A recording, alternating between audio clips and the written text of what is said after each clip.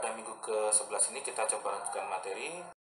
Tapi ini adalah pada saat penjabarannya baru N per 2-nya ada 4 DFT. Kalau mau dipisahkan lagi menjadi 2, maka kita perlu gambar lagi yang lebih rumit untuk perhitungan ini. Jadi input dari FFT ini memerlukan input 2 pangkat N. Jadi kalau inputnya tidak 2 pangkat N, dia tidak akan cocok untuk perhitungan FFT. Jadi biasanya kalau inputnya itu ukurannya tidak 2 pangkat N, maka biasanya orang menggunakan DFT atau algoritma yang lain. Jadi mungkin secara diagram, secara matriks, secara diagram alir, secara matriks, secara notasi mungkin lebih rumit ya. Tetapi dari komputer atau Excel yang kita gunakan, formulasi FFT-nya itu kurang lebih menggunakan bentuk yang seperti ini, yang paling sederhana. Jadi itu membantu pada saat melakukan perhitungan. Jadi kita sudah mempelajari berkaitan dengan Fourier series, Fourier transform, DTFT, dan DFT. Jadi contoh sinyalnya kalau Fourier series itu bentuknya seperti ini, periodik dari minus tak hingga sampai tak hingga. Kalau Fourier transform biasanya apriodik, sinyalnya kontinu, ini juga kontinu yang Fourier series. Nah, kalau pada contoh sinyal untuk DTFT bentuknya diskrit seperti ini, apriodik. Sedangkan kalau DFT sinyalnya adalah periodik. Kalau sinyalnya apriodik di sini biasanya kita batasi ya. Jadi kita batasi, kita asumsikan bahwa dia memiliki satu cycle sinyal pada N yang terbatas. Nah, kalau misalkan kita mau lihat dalam bentuk tabel, kurang lebih Fourier series itu berhubungan dengan continuous dan periodik pada domain waktu, tapi discrete dan apriodik pada domain frekuensi.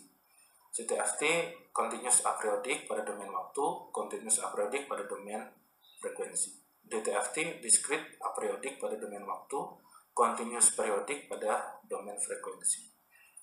Nah, sedangkan DFT atau DTFS itu berhubungan dengan discrete periodik pada domain waktu dan discrete periodik pada domain frekuensi. Nah, dari sini kita masuk ke time domain dan frekuensi domain. Nah, beberapa istilah itu yang perlu kita pahami pada perhitungan DFT atau FFT itu adalah berkaitan dengan jumlah sampel N besar pada domain waktu dan frekuensi itu adalah sama begitu ya, meskipun tadi kita notasikan sebagai N kecil atau M kecil, notasinya berbeda. Kemudian sampling frekuensi atau Fs adalah jumlah sampel setiap detik ya. Jadi ada sampling frekuensi, ada periode sampling. Periode suatu fungsi discrete periodik pada domain waktu dengan notasi T besar subscript T kecil, panjang interval antara sampel-sampel pada domain waktu dengan notasi T kecil subscript T kecil. Periode suatu fungsi discrete periodik pada domain frekuensi dengan notasi T besar subscript F kecil, panjang interval antara sampel-sampel pada domain frekuensi dengan notasi T kecil subscript F kecil. Ini simbolnya mirip ya, tapi perlu dipahami. Nah, mungkin ilustrasinya ada di slide berikutnya. Ini contohnya kalau kita punya data sampelnya N besar sama dengan 16. Nah, di sini plot sebelah kiri ini adalah X kurung siku N, berarti ini pada domain spasial atau pada domain waktu. Yang sebelah kanan X besar kurung siku M, tapi di sini harga mutlak, di sini adalah pada domain frekuensi. Nah, di sini kita punya plotnya, kurang lebih ilustrasinya seperti ini. Jadi kalau kita punya pada domain waktu ada 16 data, dari 0 sampai 16 minus 1 berarti 15 di sini.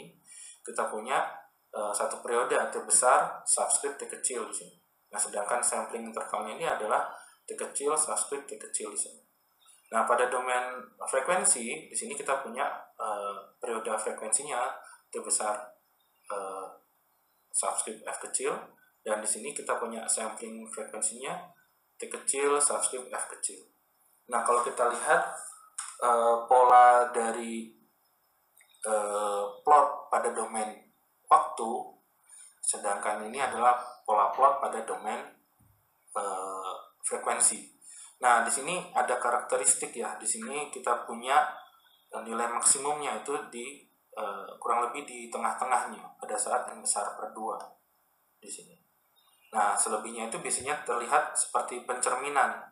Nah, untuk itu seringkali pada saat kita melakukan analisis FFT atau DFT, kita hanya menggunakan separuh saja, karena di sini adalah nilai maksimum. Oke, nah dari situ tadi kita punya 6 istilah tadi, kita bisa lihat kurang lebih hubungannya untuk T kecil, subscript T kecil, T besar, dan subscript T kecil dengan panjang data yang besar. Ini kita punya F kecil, subscript S, dan seterusnya. Jadi dengan memahami ini, maka konversi dari sisi amplitudo pada domain time ke amplitudo pada domain frekuensi tadi sudah dinyatakan pada perhitungan DFT atau FFT, sedangkan konversi pada domain N dan domain M itu kita perlu memperhatikan beberapa istilah. Terima kasih, selamat siang, dan Assalamualaikum warahmatullahi wabarakatuh.